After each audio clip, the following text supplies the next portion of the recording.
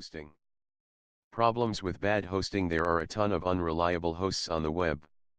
Hosting is one thing I recommend spending good money on. If your site goes down, you may lose customers, and search engines may not be able to index your site. Some extremely low-quality hosts will place hundreds or thousands of domains on a single IP address on a single server. This may cause system lag and overload the server. 53. Some hosts will not let you change some of your files or the configurations that you need to change when running your site. If you run into those sorts of problems, then it may be best to change hosting providers.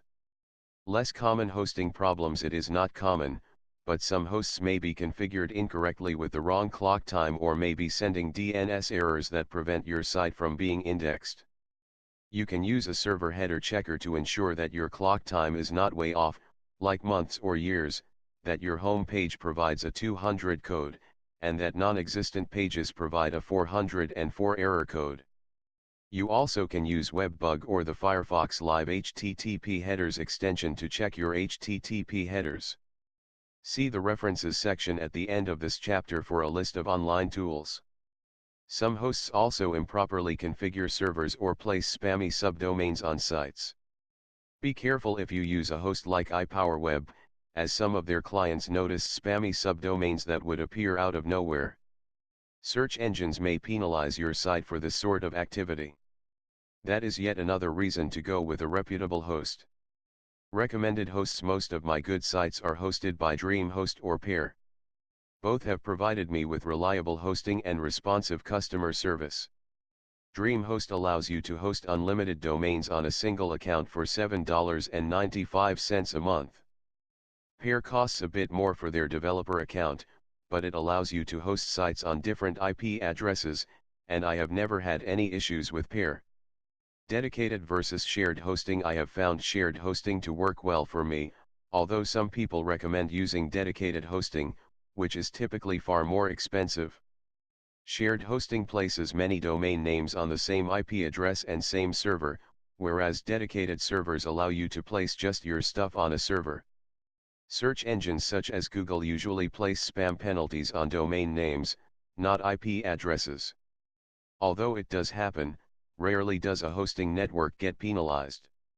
I believe the SearchKing network is one example where a whole hosting network got penalized, but this is extremely rare. If you are going to be making major investments into the web, then it may be worth it to buy a reliable dedicated server. Off the start, I could not afford one, so I used shared hosting. As my business model progressed, and my traffic increased, I later bought a dedicated host for SEObook.com. Most of my other sites are still hosted on shared hosting accounts. 54. Free hosting. I do not recommend free hosting. With the plague of garbage on the web, many people may not be willing to link to sites that reside on a free host. Free hosts usually use your content to build link popularity or put some ugly banners on your site, which ruin the page flow and make it look exceptionally unprofessional. A commercially oriented website needs to show significantly greater quality for me to want to link to it if it resides on a free host. I have seen some blogs that were hosted at Blogspot, Blogger's free host, do alright, but that exception is based on the fact that blogs are generally more personal in nature and not so commercially driven. Even those blogs would probably be better off if they used a more feature-rich blogging engine.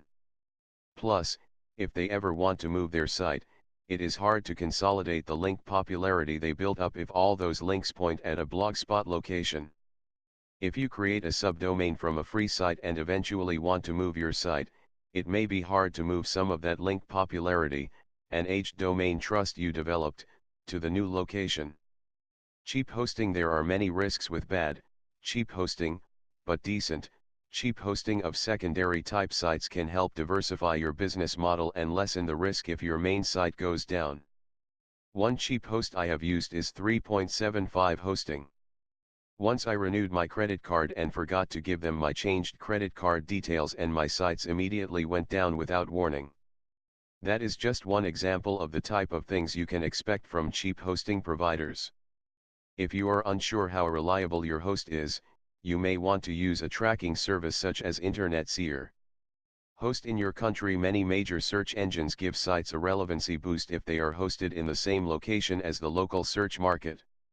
In some locations, local hosting may not be economical, but if you are promoting a site primarily geared toward the UK, you would want to host that site in the UK.